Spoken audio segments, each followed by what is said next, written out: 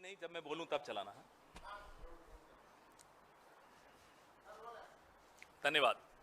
आपको इतना लेट बुलाया, लेकिन आजकल संसद चल रहा है तो आप भी समझेंगे। 2 चुनाव लगातार भारतीय जनता पार्टी जीती, तीसरा उसे लगता है कि वो जीती। पिछले 10 साल में सबने कुछ न कुछ सबक सीखा और सब सीखते हैं। हम और आप अपनी निजी जिंदगी में भी सबक सीखते हैं।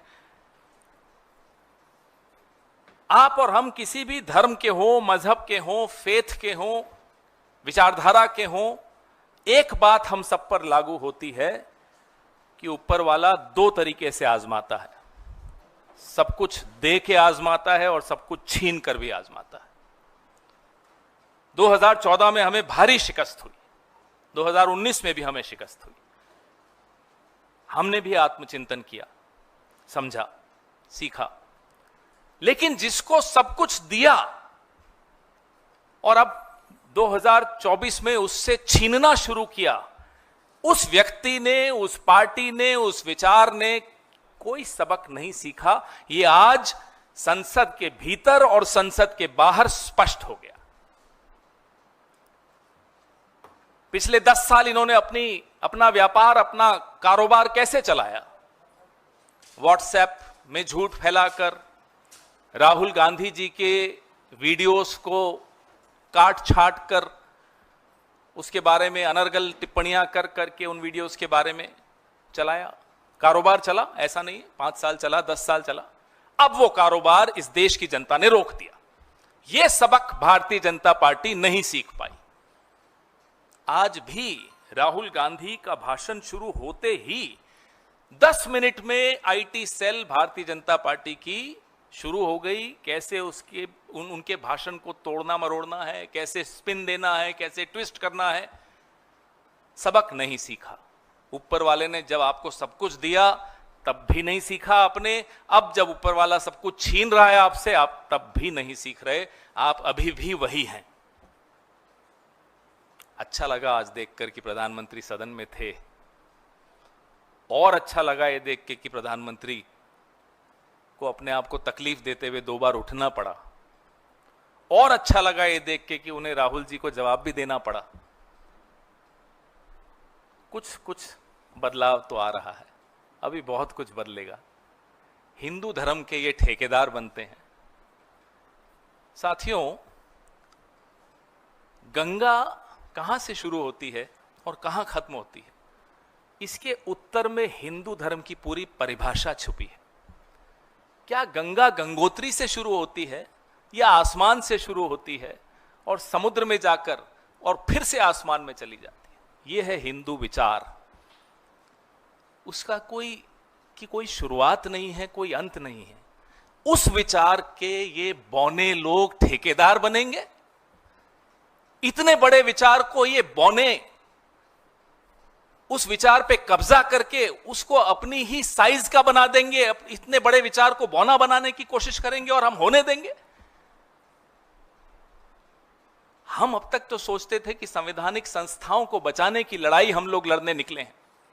हम अब तक ये सोचते थे कि हम एक दूसरे के अधिकारों की रक्षा की लड़ाई लड़ने निकले हैं।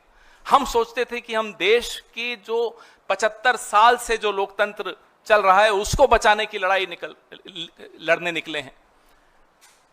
लेकिन पिछले 10 साल में हम समझ गए, माफ कीजिएगा, इस बहुत ही विशाल विचार जिसको हम हिंदू विचार कहते हैं, धर्म से बहुत ऊपर है, उसको भी, उसकी छवि को भी बचाने का काम हम सबको करना होगा। नहीं तो ये बौने अपने कद का सब कुछ बना देंगे। इस माटी की ऊर्जा को ये समझते हैं। जिस माटी ने बाबा फरीद, बाबा गुरुदेव नानक, कबीरदास, तुलसीदास, गौतम बुद्ध, भगवान महावीर, ऐसे ऐसे संत जिस माटी ने पैदा किए हों, उस माटी को आकर ये लोग परिभाषित करेंगे और अपनी बौनी परिभाषाओं में उतारेंगे और हम होने देंगे। पिछले 10 साल में आपने जो लोगों की जिंदगी से जुड़े हुए सवाल हैं उनके जवाब देने से आप बचते रहे। कभी देशभक्ति के पीछे छिपकर, कभी देश की वीर बहादुर सेना के पीछे छिपकर, कभी धर्म के पीछे छिपकर। इस चुनाव में आपको जवाब मिल गया जनता से कि माफ कीजिएगा, नीट पे जवाब देना पड़ेगा, महंगाई पे जवाब देना पड़ेगा, पेट्रोल के दामों पे जवाब देना पड़ेगा। लोकतंत्र में तानाशाह को झुकना पड़ता है, कोई तानाशाही नहीं चलती। यह संदेश इस चुनाव का है। नरेंद्र मोदी जी, दोनों कान खोलकर अच्छी तरह सुन लीजिए, अभी भी समय है। 10 साल आपने कारोबार चला लिया, अब नहीं चलेगा यह कारोबार। हम चलने नहीं देंगे यह कारोबार कि आपने भाषणों को तोड़ मरोड़ के अपनी दुकान चला ली। यह देश, इस देश का हिंदू, इस देश का नौजवान, इस देश का विपक्ष, इस देश का मीडिया ये नहीं होने देगा। ये 10 साल से मैं सुनता हूं, सोशल मीडिया पे आप देखते हैं, मैं हिंदू जगाने निकला हूं। हिंदू जाग चुका है नरेंद्र मोदी जी, अयोध्या में जागा और वाराणसी में आपके साथ क्या हुआ ये पूरी दुनिया ने देखा। जैसे राहुल जी ने आज कहा, बच के निकले। अब आप झूठ नहीं बेच पाएंगे। अब आप अपनी छद्म राष्ट्रभक्ति और अपने छद्म हिंदुत्व के पीछे आप नहीं छुप पाएंगे। यह देश आपको छिपने नहीं देगा। सामने आइए, नीट पे जवाब दीजिए। सामने आइए, अग्निवीरों को जवाब दीजिए। सामने आइए, महिलाओं को जवाब दीजिए। सामने आइए, किसानों को जवाब दीजिए। सामने आइए, इस देश को जवाब दीजिए। 2/3 हिंदुओं ने आपके खिलाफ वोट दिया है, भूलिएगा मत। सेंसस तो आपने कराया नहीं, लेकिन 111 करोड़ हिंदू हैं इस देश में, और आपको कितना वोट मिला आप जानते हैं। 2/3 हिंदुओं ने भी आपके खिलाफ वोट दिया, तो क्या वो हिंदू नहीं है? नहीं, वो हिंदू हैं। वो जानते हैं कि आप हिंदू नहीं हैं। जैसा राहुल जी ने कहा, मैं आपसे आग्रह करूंगा मेरे साथी से कि वो वीडियो दिखाइए, क्योंकि वो वीडियो, ये जो 2 वीडियो मैं आपको दिखा रहा हूं, ये आने वाली पीढ़ियां राहुल गांधी को और कांग्रेस पार्टी को धन्यवाद कहेंगी, क्योंकि ये वीडियो आने वाली पीढ़ियों को बताएगा कि एक ऐसा नेता था, एक ऐसी पार्टी थी, एक ऐसा विपक्ष था जिसने इन लोगों को, इन बौनों को एक विशाल विचार को छोटा करने से रोका। लगाइए। ये देश डर का देश नहीं है। तो हमारे सारे के सारे महापुरुषों ने अहिंसा की बात की, डर मिटाने की बात की। डरो मत, डराओ मत, डरो मत, डराओ मत। और दूसरी तरफ शिव जी कहते हैं डरो मत, डराओ मत, अभय मुद्रा दिखाते हैं, अहिंसा की बात करते हैं, त्रिशूल को जमीन में गाड़ देते हैं। और जो लोग अपने आप को हिंदू कहते हैं वो 24 घंटा हिंसा हिंसा हिंसा, नफरत नफरत नफरत, असत्य सत्य असत्य।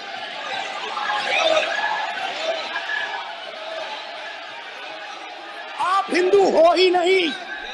हिंदू धर्म में साफ लिखा है, सत्य के साथ खड़ा होना चाहिए, सत्य से पीछे नहीं हटना चाहिए, सत्य से नहीं डरना चाहिए। अहिंसा हमारा प्रतीक है। अभय मुद्रा। विषय बहुत गंभीर है।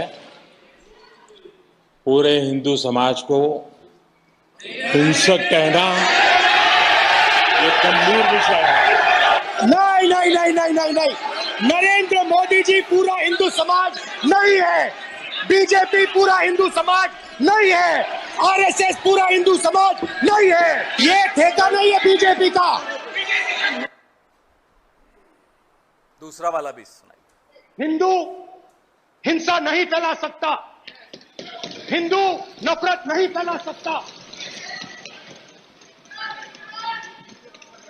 और बीजेपी 24 घंटा नफरत हिंसा नफरत हिंसा नफरत हिंसा। ये देश हो गया।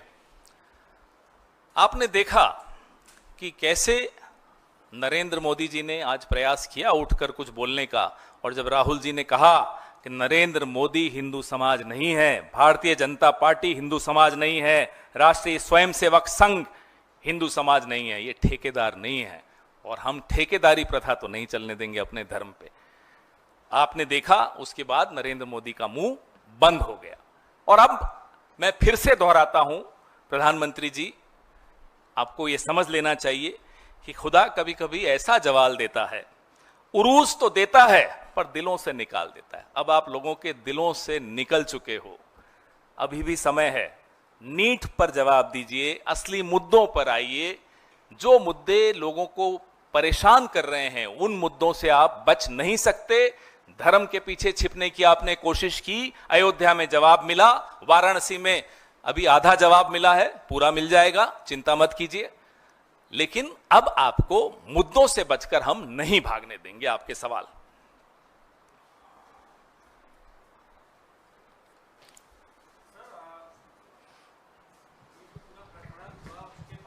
बीजेपी की तरफ से जो कहा गया कि तमाम बड़े नेता सामने आए मीडिया के, उन्होंने कहा कि ये इमेच्योर बयान था, first show worst show, Hindu hated is equal to Rahul Gandhi जी,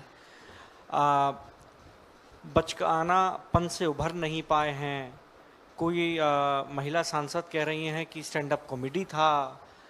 जो बीजेपी के बड़े बड़े नेताओं की तरफ से बयान आए, आप उन बयानों को के जवाब में आप क्या कहेंगे उन सभी लोगों से? मुझे बड़ा अच्छा लगा देखकर, एक के बाद एक तमाम कैबिनेट मिनिस्टर खड़े हो होकर प्रधानमंत्री को जवाब दे रहे थे उस सवाल का कि कौन राहुल। आपके कुछ चैनल्स थे, पत्रकार बड़े हंसे थे उस वक्त, मेरे को याद है, इंडिया टुडे, आज तक मैं तो नाम लेता हूं, कि पत्रकार थे, बड़े तेज हंसे, ठठाकर हंसे जब राहुल जी के लिए कहा प्रधानमंत्री ने कौन राहुल। आज उन्हीं के कैबिनेट के मंत्रियों ने प्रधानमंत्री को जवाब दिया ये राहुल। कौन राहुल? वो राहुल जो आपको आईना दिखा रहा है। आईने में क्या दिख रहा है? आईने में एक भद्दी बौनी शक्ल दिख रही है। वो किसकी शक्ल है? वो भारतीय जनता पार्टी की शक्ल है। भद्दा चेहरा, बौना चेहरा। अब कोई आईना देख ले और उसमें उसको ऐसा अक्स दिखाई दे जिसको देख के वो परेशान हो जाए, तो जाहिर सी बात है यही करेगा जो इन तीनों ने किया आज आकर प्रेस कॉन्फ्रेंस में। जवाब दीजिए ना, नीट का पेपर क्यों लीक हुआ? क्यों 7 साल में 70 पेपर लीक हुए? जवाब दीजिए ना, क्यों नहीं जवाब दे रहे? क्यों अग्निवीर को पेंशन नहीं मिलती? क्यों अग्निवीर को शहीद का दर्जा नहीं मिलता? जवाब दीजिए ना। इन सवालों के जवाब देश चाहता है। देश ने अगर हमें विपक्ष में बैठाया है तो क्यों बैठाया है बताइए? क्या जाकर मूंगफली बेचने बैठाया है? हमें बैठाया है कि हम मुद्दे उठाएं, हम सवाल पूछें, सवालों के जवाब लें सरकार से, सरकार को जवाबदेह बनाएं। ये हमारा काम है और हम करेंगे। इन्हें आपत्ति है, ये बौखलाए हुए हैं। इन्हें आपत्ति इसी बात की है कि आज इनका चेहरा बेनकाब कर दिया। अयोध्या का संदेश सब तक पहुंच गया। आपको मालूम होगा, आपने देखा होगा, बड़ी पीड़ा हुई देखते हुए कि जब रिजल्ट आया 4 जून को, उसके बाद 10 दिन तक अयोध्या वासियों पर जो अपमानित टिप्पणियां की गई कि साहब उनसे कुछ खरीदो मत, वहां पैसा मत खर्च करो, वहां की अर्थव्यवस्था डुबो दो। क्यों? ये है आप, इसको आप अपना धर्म कहते हैं। ये मेरा धर्म नहीं है। मतलब वोट तक का रिश्ता था आपका अयोध्या से, वोट नहीं मिला तो अयोध्या वासी हिंदू ही नहीं है, ऐसी ऐसी बातें हमने सुनी। ये तो वाराणसी वाले बच गए थोड़ा सा, नहीं तो उन्हें भी सर्टिफिकेट मिल जाता। जी सर, एक सवाल ये है कि 17वीं लोकसभा में राहुल गांधी की मेंबरशिप एक बार चली गई थी, बाद में रिस्टेन हुई। इस बार तो 18वीं लोकसभा की शुरुआत में ही जिस तरीके से भाषण के दौरान सवाल उठाए गए कि कई चीज़ें ऑथेंटिकेट करनी चाहिए, ऑथेंटिकेशन नहीं है।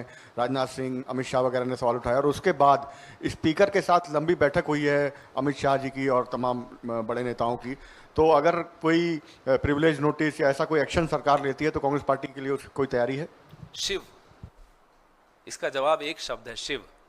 शिव संघर्ष का प्रतीक है, सत्ता का प्रतीक नहीं है। राहुल गांधी शिव भक्त हैं, संघर्ष करना जानते हैं, और जिनका नाम लेकर ये वोट मांगते हैं, भगवान राम, मर्यादा पुरुषोत्तम भगवान राम, वो भी संघर्ष का प्रतीक है। 14 साल वनवास काटा। तो इसी धर्म में सब उत्तर मिल जाएंगे आपको। जिस धर्म के ये ठेकेदार बनने का असफल प्रयास कर रहे हैं, हम बनने नहीं देंगे। इसी धर्म में मैंने अभी आपको 2 उदाहरण दिए और अनेक दे सकता हूं इसी धर्म से। संघर्ष का प्रतीक है ये। कर लीजिए, इनको जो करना है कर लें। इन्होंने कोई कसर छोड़ी? 20-20 केस राहुल गांधी पर, 50-50 घंटे, 55 घंटे ईडी के सामने बैठाया, घर से बाहर किया, संसद से बाहर किया, और अनाप शनाप आरोप लगाए झूठे। और जो कर सकते हैं ये करें। हमारे पीछे इस देश की माटी की ताकत है, और इस माटी की ऊर्जा और इस माटी की ताकत को हम कम नहीं आंकते, ये लोग कम आंकते होंगे। मैंने आपको ये प्रेस कॉन्फ्रेंस शुरू होने से के वक्त बताया कि गंगा कहां से शुरू होती है, कहां खत्म होती है, मुझे इसका जवाब दिलवा दीजिए ये इस धर्म के ठेकेदारों से। अगर ये गंगा को समझ जाएंगे, जो सबको, नदी नालों को अपने साथ समाहित करते हुए उनको भी स्वच्छ करते हुए ये है हिंदू धर्म, ये है हिंदू विचार। उसको आप आपकी तंग सोच से मत देखिए।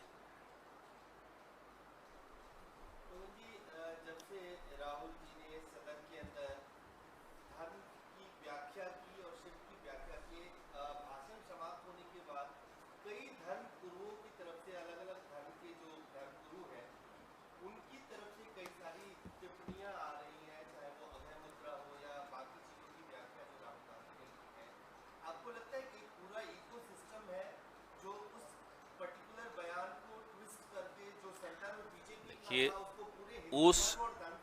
उस इकोसिस्टम को इस देश ने जवाब दिया 2024 के नतीजों में, बहुत माकूल जवाब दिया। उस इकोसिस्टम को छोड़ दीजिए, उसकी बात मत कीजिए, उससे कुछ नहीं होने वाला। अब इस देश में नौजवानों का एक इकोसिस्टम है।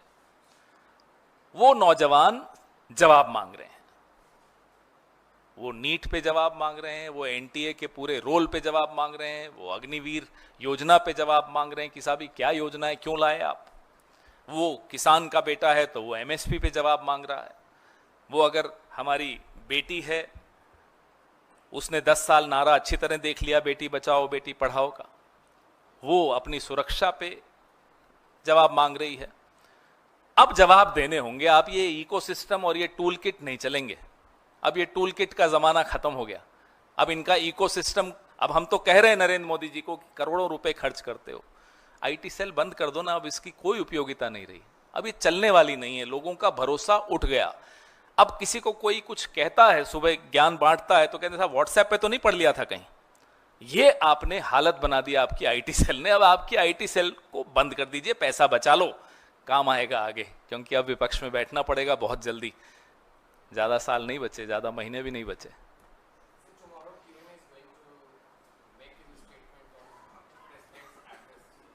Well, we hope, we don't expect anything from the PM, but the country hopes he responds to the angst and the plight of Manipur. The youth of the country hope that he responds on the injustice done to them through various paper leaks, through various cancelled exams. The farmers of the country hope that he responds to them, apologizes to them on why he did not honor the word on a law on MSP. The women hope that he responds to them on their safety. He apologizes to the athletes for failing them. And when he does that, he should remove all those people from his treasury benches who have somehow or the other contributed to these failures. The Prime Minister we hope, should start his address by apologizing to the nation. He has a lot to apologize for. Thank you.